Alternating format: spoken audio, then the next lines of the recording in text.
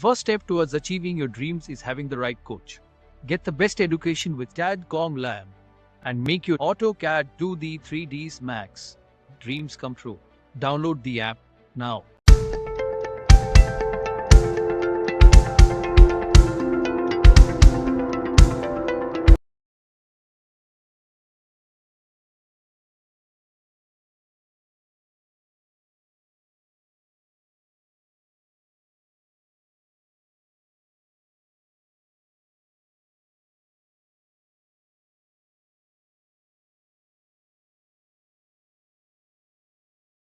करने के बाद हम आते हैं अपने दूसरे टॉपिक पे, बेसिक और सिंपल टॉपिक जो हमारा कहलाता है एक फर्नीचर लेआउट का पार्ट।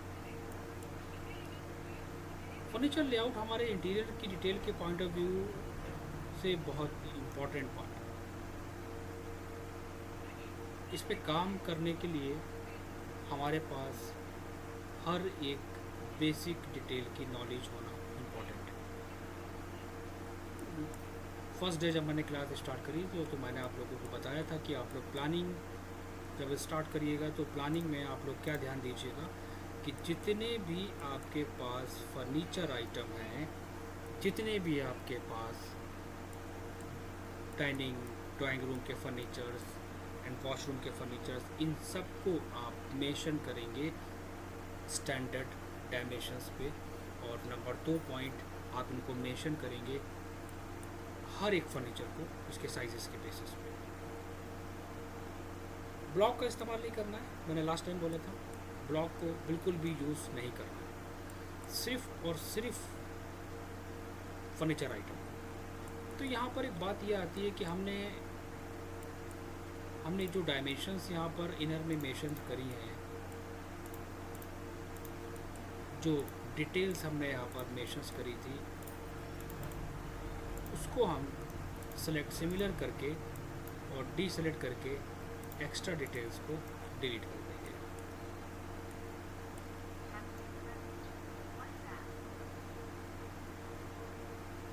एक इम्पॉर्टेंट बात और है, इसके लिए हमें बेसिक स्टैंडर्ड के बारे में पता होना चाहिए। चीज़ों को आप जब भी मेंशन कर सकते हो जब आपको कंप्लीट नॉलेज हो उस चीज़ की।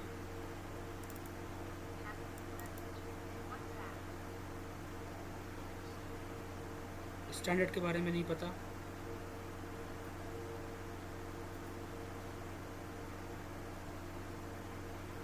तो आप डिज़ाइन क्या बनाओगे।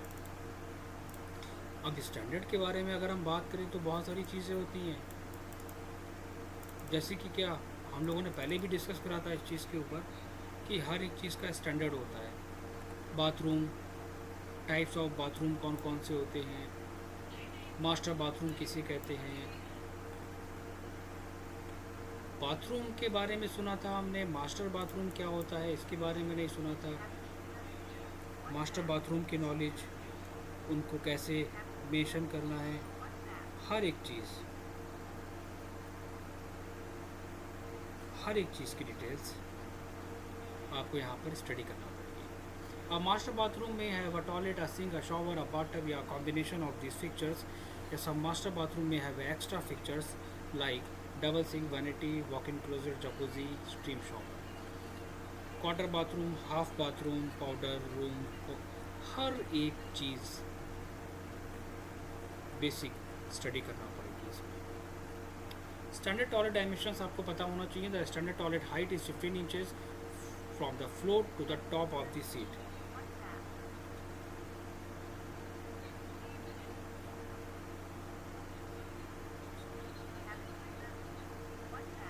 क्या है ये size standard. The standard toilet length कितनी होनी चाहिए, टॉयलेट का क्लियरेंस कितना होना चाहिए, उसके बारे में यहाँ सब कुछ आपको मिलेगा। स्टैंडर्ड शॉवर की height, standard shower height is 72 inches measured from the floor to the top of the shower head. किसी क्लाइंट का शॉवर एरिया डिज़ाइन कर रहे हो, ये नहीं पता शॉवर कितनी हाइट पे रखते हैं, शावर की विड्थ कौन सा दे रहे हो, कैटलॉग के बेसिस पे मेंशन करो। There are also smaller model that are 32 inches the large ones with the width of 48 inches. Clearance कितना होना चाहिए? The shower clearance is 24 inches from the shower edge to the nearest wall. मतलब wall से कितनी distance पे? Approx 24 inches पे।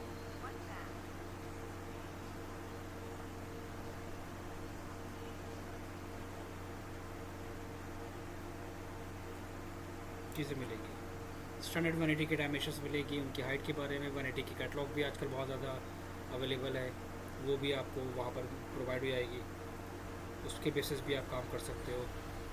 Bathtub के बारे में पता होना चाहिए, the standard bathtub height is 14 to 17 inches. Bathroom width कितनी होनी चाहिए वो आप मेंशन करिए। इसकी बहुत सारी स्टैंडर्ड साइजेज़ हैं। इतना तो आपको पता होना चाहिए अप्रॉक्स कि अगर आपसे कोई पूछे तो आपको उसके बारे में आंसर दे पाए, वरना फिर प्रोफेशनल होने से कोई फ़ायदा नहीं है कि आपको सोचना पड़े वहाँ पर। किसी ने पूछा स्टैंडर्ड सोफ़े के साइज़ बताइए, या किसी ने पूछा यार मेरा लिविंग एरिया है उसमें सोफ़ा कितना सीटर ठीक रहेगा, अब पता ही नहीं हमें कि स्टैंडर्ड होता कितना है, 2 कितना है, सिंगल, 3, 4, पता नहीं है मुझे इसके बारे में, तो कैसे हम उस बता सकते हैं हर एक चीज़ को? तो इतना तो आपको याद करना पड़ेगा, रटना पड़ेगा। नहीं याद होता है तो रटिए उसको। ऐसे सब चीज़ों को कैसे एक्सप्लेन करोगे सामने वाले को?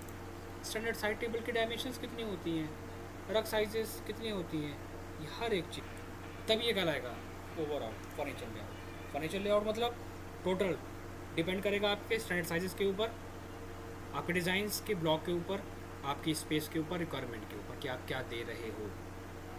सिर्फ एरिया की फुल इंफॉर्मेशन मिलनी चाहिए सामने वाले को। और मैं बताना चाहूँगा कि अलग अलग तरीके होते हैं काम करने के सबके।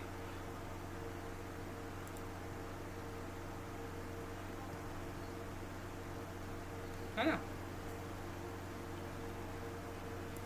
एक ड्राइंग्स मैं और शेयर करता हूँ, मैं एक और ड्राइंग दिखाता हूँ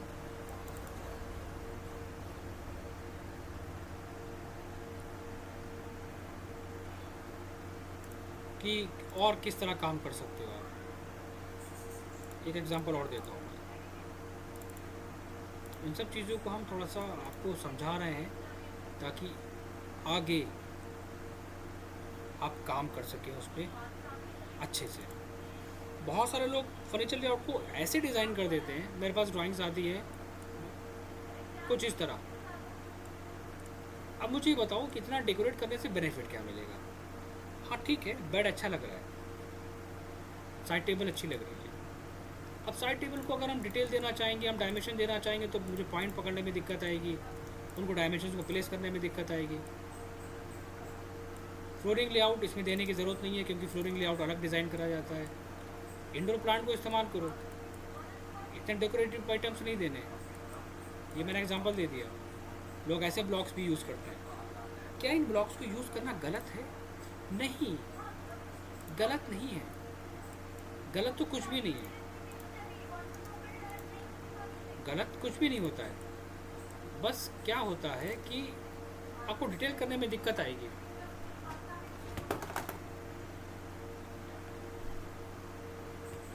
आपको डिटेलिंग करने में दिक्कत आएगी। कुछ ब्लॉक्स मैं शेयर करूंगा बट अभी नहीं। मैं चाहता हूँ आप लोग उस पर काम करें। मैं एक छोटा सा एग्जांपल दे रहा हूँ सभी लोगों को एक और काम करने का।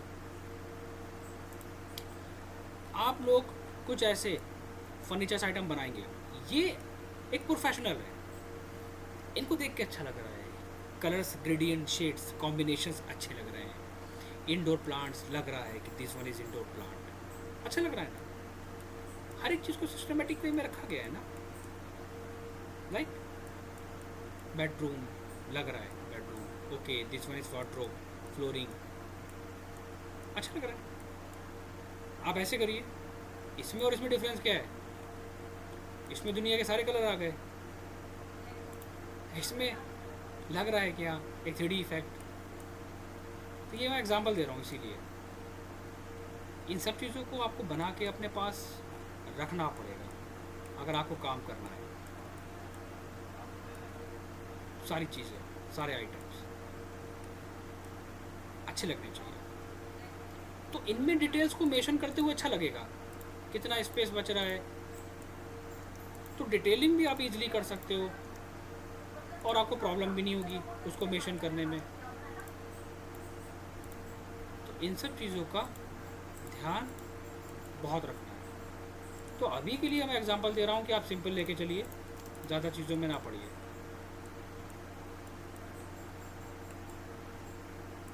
ठीक है, नेक्स्ट है हमारा फ्रंट वॉल सेक्शन। तो आप लोगों से मैं अनुमति चाहूँगा कि मैं आगे का टॉपिक स्टार्ट करूँ या मैं बाद में करूँ। आप लोग जो परमिशन देंगे मैं उसी पे काम करूँगा, जो आगे आप लोगों की।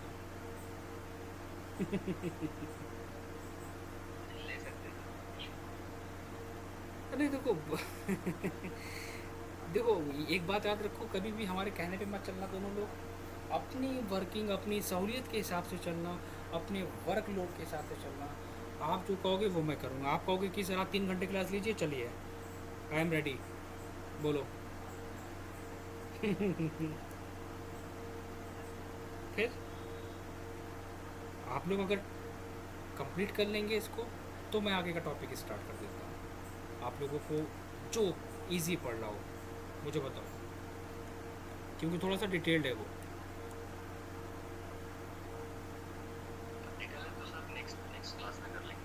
आपकी क्या अनुमति है? ठीक है, तो इतने बना के जितना मैंने पढ़ा दिया है उसको फटाफट डिज़ाइन करके सबमिट करो। फिर धीरे धीरे आगे के टॉपिक पे धीरे धीरे हम लोग बढ़ रहे हैं, है ना। प्रैक्टिस होती रहनी चाहिए, टास्क प्रॉपर वे में सबके आते रहें टाइम टू टाइम, तो ज़्यादा अच्छा लगेगा। अगर नहीं आएंगे तो फिर गड़बड़ हो जाएगा। ताकि आप लोगों का वर्क कैसा चल रहा है, कैसी इम्प्रूवमेंट है, क्या क्या चेंजेस उसमें बाकी हैं और कितनी इम्प्रूवमेंट बाकी है, तो मैं ऐसे कैसे डिसाइड कर पाऊँगा। आप लोगों के वर्क से ही मैं डिसाइड करूँगा। तो आप दोनों बच्चे बहुत अच्छा काम कर रहे हो, मेरे सारे ग्रुप के बच्चों में से काफ़ी अच्छी मेहनत कर रहे हो, तो ये सबसे अच्छा लगता है हमें जान के। तो सारी चीज़ें कंप्लीट करो, फिर नेक्स्ट वाले टॉपिक पे काम करना स्टार्ट करो, ठीक है। हाँ बताइए। सर वो जो WC के बारे में पूछना था। हाँ वो कैसे साइज स्केल करना सर? वैसे देखो, भी आपने पूछा था मेरे घर में। मैं बताता हूँ। हम कुछ कैटलॉग शेयर करेंगे, आपको WC उसी कैटलॉग के बेसिस पे बना के रख लेना है अपने पास। उनके कुछ तो इसको स्केल करने की जरूरत है कि ऐसे पेस्ट करें? मैं सच्चाई बताऊँ 99.9 कहूँ या 100% कहूँ, लोग सिर्फ ब्लॉक का इस्तेमाल करते हैं। I think 99.5%। तो फिर अगर इसको बनाना हो तो सर एक बार बता सकते हो तो? इसको बनाना हो तब कैसे? देखो, इसको बनाने का प्रोसेस यही होगा कि आप इसको कॉपी कर लेंगे, और इसको बनाने के लिए आप टेंशन इसलिए ले रहे हो, आपको थोड़ा सा कन्फ्यूज़न इसलिए हो रही है क्योंकि अभी आपने कैटलॉग्स देखी नहीं है इसकी जब मैं कैटलॉग्स आपको शेयर करूँगा तो उसमें आपको सारी चीज़ें मिल जाएंगी, हर एक चीज़ आपको मिल जाएगा। आप वहाँ से क्या करोगे, उनकी साइजेस निकाल लोगे। देखो यहाँ पर आपको क्या मिल रहा है, हर एक चीज़ के साइजेस मिल रहे हैं। आप देखो जूम करके, अवेलेबल है, आप बना लो। Yes, sir. कितने बनाए, 100-200 नहीं, कुछ बना लो जो यूज़ में है, जिनको यूज़ कर सकता है सामने वाला। मार्केट में तो इनकी बहुत सारी कैटेगरी है, बहुत सारे इनके प्रोडक्ट्स हैं। अब ऐसा भी नहीं हमारे पास क्लाइंट्स ही बहुत हाई प्रोफाइल का ही आएगा भाई, कुछ चीज़ें हैं वो बेसिक बनी होनी चाहिए।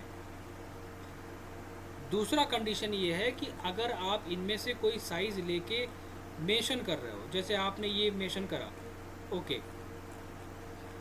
370 33 330 एंड 560 250, आपने ये मेंशन करा। आप अपनी डिटेल में मेंशन कर सकते हो as per selection of client, as per structure detail, बात खत्म। लेकिन आप तो श्योर 100% है ना कि आपने इसको on the basis of catalogue, on the basis of standard mention करा है।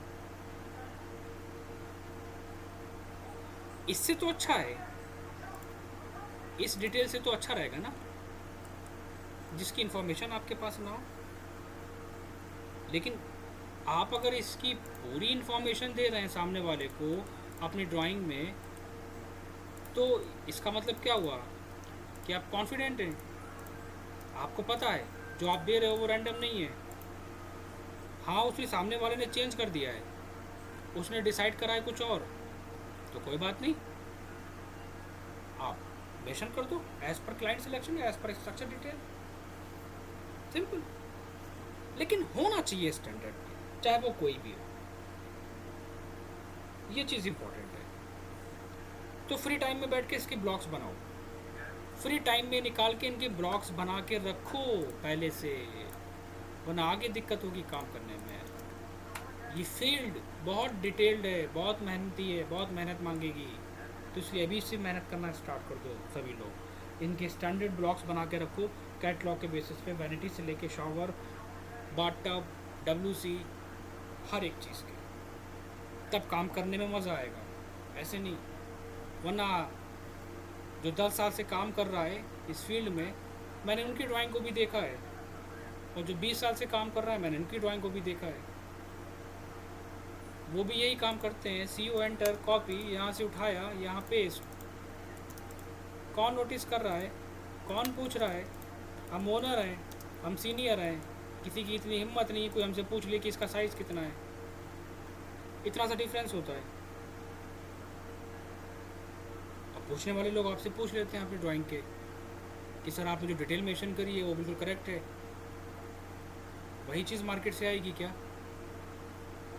फिर नहीं, वो सिर्फ रैंडम मेंशन करिए, मैं बताऊंगा आपको।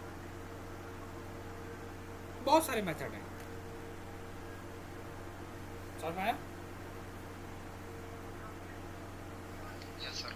ठीक है, बाकी डिटेल्स मैं फॉरवर्ड करता हूँ, कैटलॉग्स में फॉरवर्ड करता हूँ, सभी लोग उनकी स्टडी करो, उसी की बेसिस पे ब्लॉग बना के रखो और उस पर काम करना स्टार्ट करो। सारे टास्क कंप्लीट करो, फिर आगे का टॉपिक स्टार्ट करो, क्योंकि आगे डिटेल्स ज़्यादा है, काम करने में दिक्कत आएगी। ठीक है, चलो काम करना स्टार्ट करो, मैं शेयर करता हूँ सभी लोग। Okay, yes, thank you okay, thank you, good night, good night. Sir.